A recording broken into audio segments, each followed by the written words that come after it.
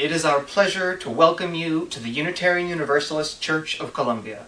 The church nurturing spirit and service. Whatever the faiths you have known, or the flags of your heritage, you are welcome here. Whether you arrived by a long or short route, you are welcome here. You are welcome to share our broadcast of our worship. To find out more, go to uuchurch.net, and we look forward to seeing you next Sunday. Welcome to this vessel in which we meet one another again and again to remind ourselves of who we are and who we wish to be.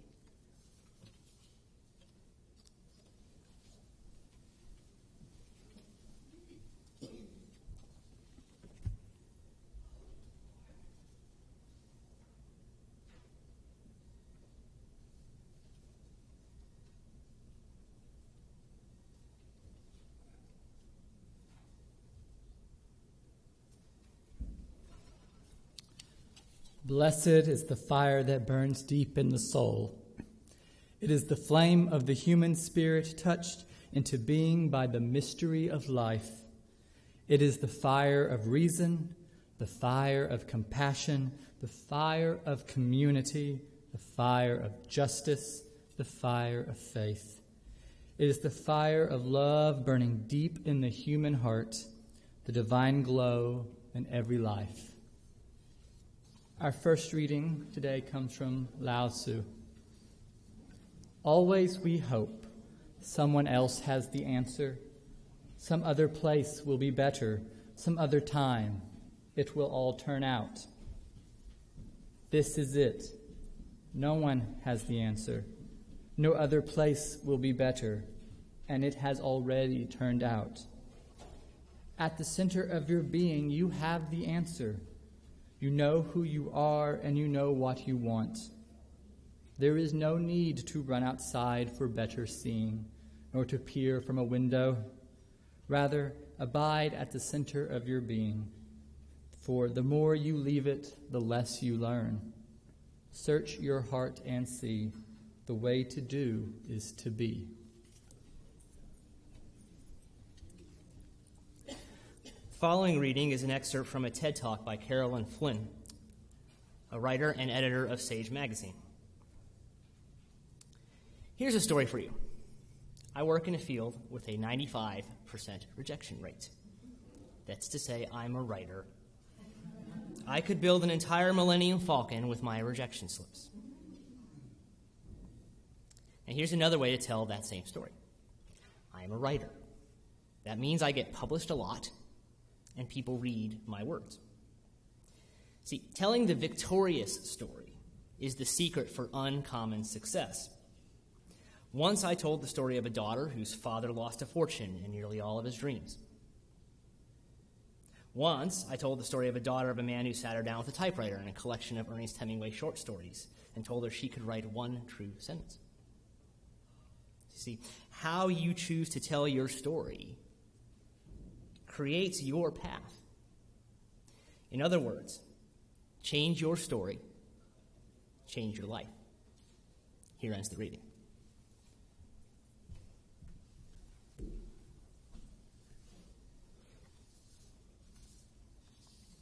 Lao Tzu and other masters from the Eastern wisdom traditions have told us being present with the moment and simply delighting in being with our true nature is how we can truly find peace, freedom, and happiness. It seems so simple, but anyone who has had a meditation or spiritual practice knows it's really not that easy. Why? What gets in the way? A lot of times it's the stories we tell ourselves, the stories we get hung up in.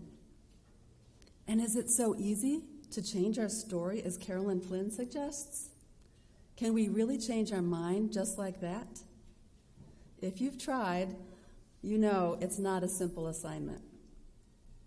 A psychology professor of mine once told our class that she spent 10 years in psychoanalysis. She went 3 times a week for 10 years. She reported that the issues she talked about were basically the same old stories over and over again. But what if we were to ask ourselves, how do I want to be known in the world? What would our answer be? Do we want to be living through our thoughts and fears and known for them? What would we want people to say, or rather think about us when we're gone? Here lies Caya. She had boundary issues. She had control issues. Or she had self-esteem issues. Or would we want people to say, here lies Caya. She loved us. We loved her. And life was just a little bit better because she was in it. Of course, we want something deeper and more profound. Exactly 62 years ago today, Fidel Castro and 100 other idealist revolutionaries stormed the Moncada barracks in Santiago de Cuba on the 26th of July, 1953. This event was considered to be the beginning of the Cuban Revolution to overthrow the dictatorship of Fulgencio Batista. What a wondrous time in history that must have been. It was a moment of great excitement for those who dreamed that a David could triumph over a Goliath, that a people oppressed and exploited by an imperialist power could defeat that power and create its own path toward development and greater distribution of prosperity. Not only that, but this period introduced in Latin America the ideology of a new man and a new woman, a new kind of thought that was developed by Che Guevara and others that would be based on the idea of collective well-being, from each according to his capacity to each according to her need, welfare for all. I was very much involved in a movement similar to this. Not with not a guerrilla, not with the guns, but a movement that was very much bent on change, revolution. It was during the years of the Nicaraguan and Salvadoran revolutions when I lived in Mexico City and traveled in Central America. I was so taken by this idea of a new humanity where no one, including me, would be judged and ridiculed for their ethnicity, social class, gender, sexual preference, etc., etc., but where we would celebrate our differences, our gifts, our common humanity, and we worked together so that no one was left out. Not only that, but not only would we have all our basic needs met, our physical needs, but we'd also meet our needs for security and safety, love and belonging, self-esteem, and ultimately self-actualization, to use the framework of Maslow's hierarchy of needs. We all had ideas for the new humanity and what it would look like. We were idealistic and hopeful. But what did I discover in that movement? That we weren't ready. We didn't have any clue how to create that new man or new woman. Of course, it didn't help that the U.S. government and military used all its power to defeat these movements, but it was more than that. There continued to be internal struggles that we couldn't overcome. We talked about the new man and the new woman, but the reality was that we were just running the old tapes on the inside. The ones where the same kinds of power struggles, reactivity, sexism, greed, etc., all continued to play themselves out. What was going on? I didn't get it. Is that all we are? Just one thought or feeling after another, run by our subconscious with no way to get beyond it? After enough experience of this kind and a lot of reflection, I decided that if we really were going to change, we needed to change from within. I took the words of one of my heroes to heart: be the change that you want to see in the world. But how to do that? After all, my psychology professors, and from a lot of my own experience, I know that the internal struggles are hard to change. I had a meditation practice for years in which I was wonderfully at peace during the meditation, but when I'd get up from the cushion, the same old reactive patterns would kick in. It's not about changing our mind. It's about observing it and choosing to put our focus on how we really want to be, how we want to show up, focusing on our life intentions. We have what Sogyal Rinpoche and other Buddhists have used have used the term monkey mind because the mind is like a monkey hopping on a tree.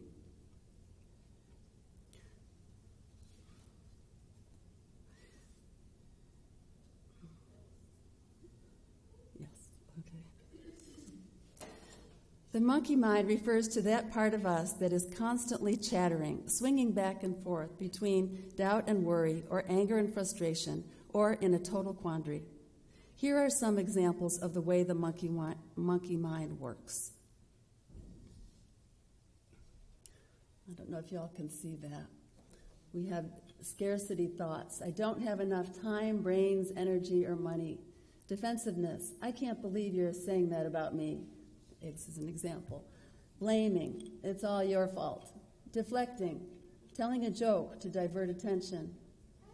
Victim or martyr mentality.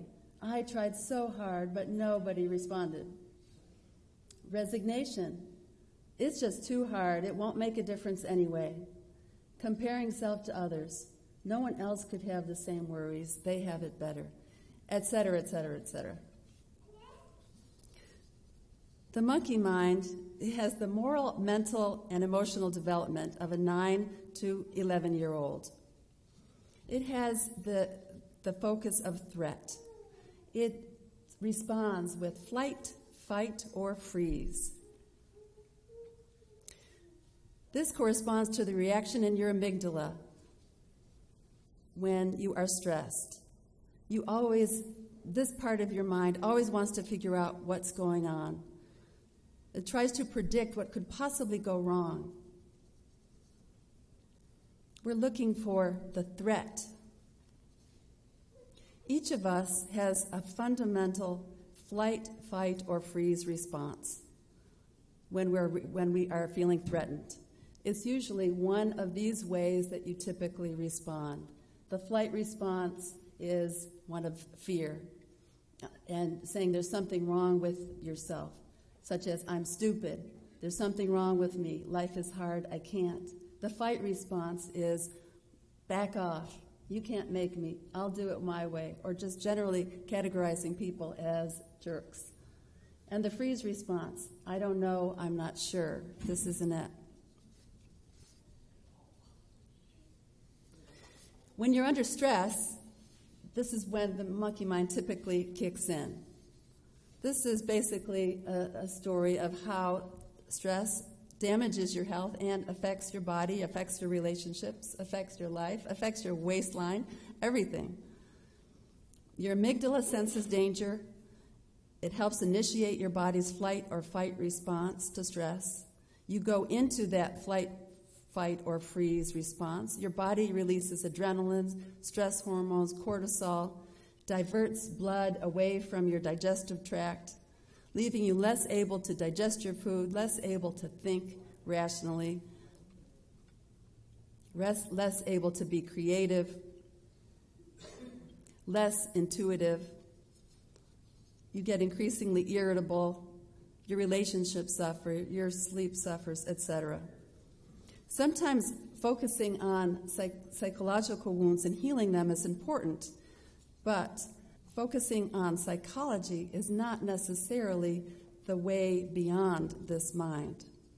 You are not your emotions, thoughts, and feelings. You have them, but you are not them.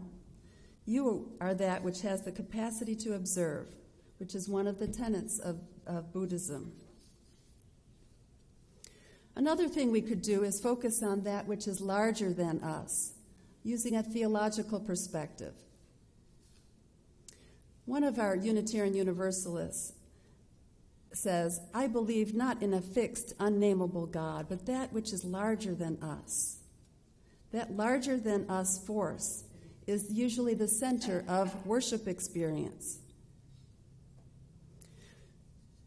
This Unitarian says, worship is my favorite part of congregational life, precisely for that reason. By devoting ourselves to encountering and engaging that which is greater, wiser, stronger, more compassionate than our individual selves. We place ourselves in a crucible for transformation and healing. But what if that larger force is actually us, who we really are when we are at our best? This is when I came across the concept of ontology. There are 4 basic branches of study in the nature of being and existence. Psychology is the study of our thoughts and feelings. Theology is the study of ways of seeing God. Cosmology is the study of the nature of the universe. Ontology is the study of being, in the sense of who we are, what is our true nature, what we're here to accomplish. In this slide, back, this one. In this slide, we're basically looking at the differences in the different questions that psychology, theology, and ontology pose. I won't go through the whole slide, but basically, here are some examples. In psychology, the question is, what are my worries, my doubts, my fears? Theological question would be, what does God or life ask of me? What is my divine purpose? From an ontological perspective, the question would be, what really matters to me in life? How do I choose to be? In another question, why is this happening from a psychological perspective? Why am I feeling this way? Theological, what is the divine purpose or plan in this particular situation, in this pain and suffering? An ontological perspective would ask, how might what I'm doing, what I'm going through, contribute to the lives of others? In a psychology perspective, we ask, what is my history? How do I make use of it, or how do I heal it? Theology, how have I been blessed or cursed by a force larger than myself? Ontology, again, focusing on the being. What am I grateful for right here and now? From a psychological perspective, how can I get my needs met? Theological perspective, God, source, can you help me get my needs met? And from an ontological perspective, what might I do to benefit the whole?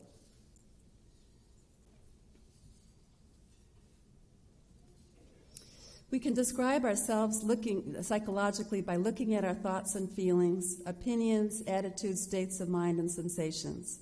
We can describe what we think and feel in great detail, but the thoughts and feelings change frequently. At the center of who we are is something much bigger than our psychological makeup. It doesn't change from moment to moment. It's a steady place inside that lets emotions and thoughts wash over it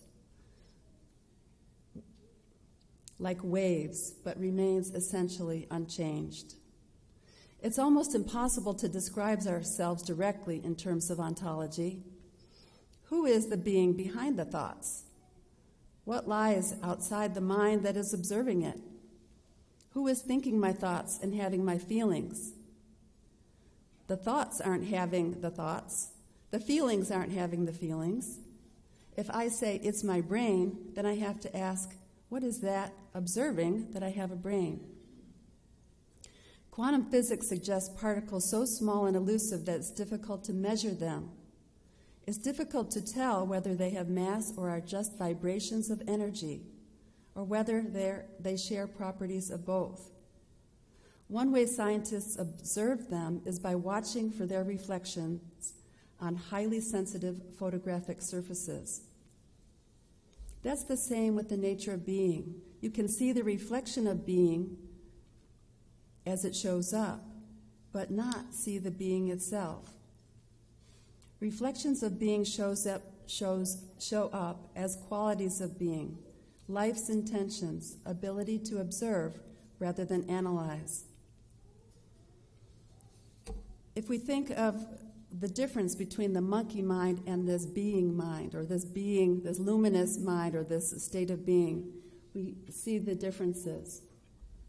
And you can tell the differences when you're in a monkey mind state of tension, where the body tenses up, or you're listening to a voice of wisdom, where there's compassion. The monkey mind is defensive, humorless, wants its needs met right away. The wisdom part of us is spacious, generous, kind. So I want you to do an exercise with me for a moment. And take a deep breath, a few deep breaths.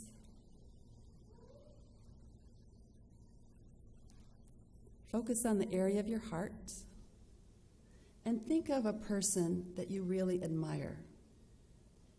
One person, two or three. It could be a globally known figure. It could be someone in your life. It doesn't matter. Just think for a minute about that person. Then I want you to think of the qualities of that person and why you admire them so much.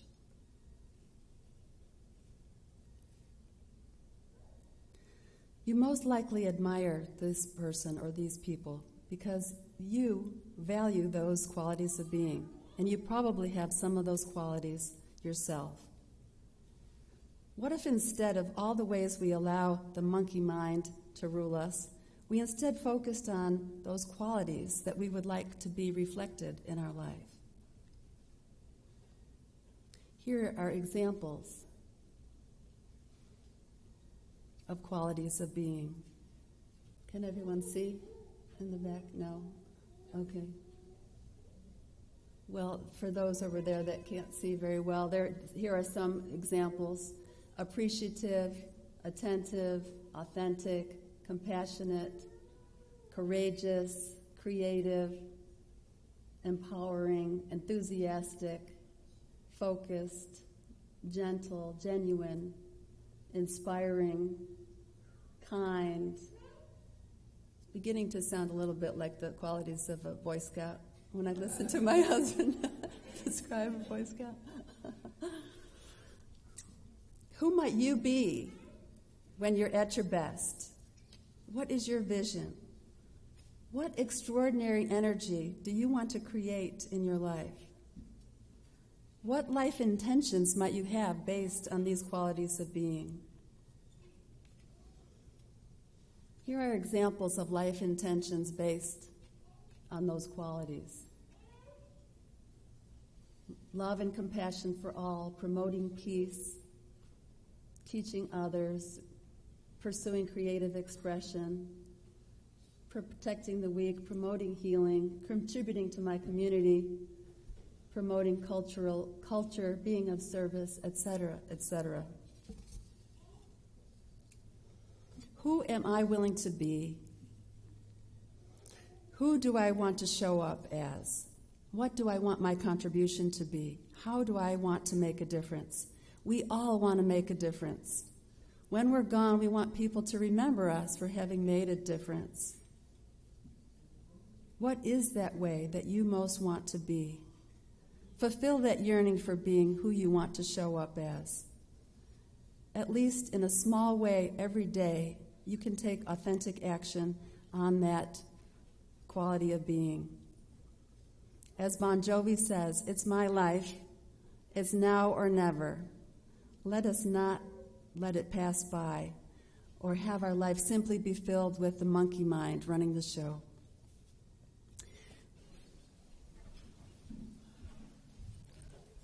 We're going to shake things up a little here.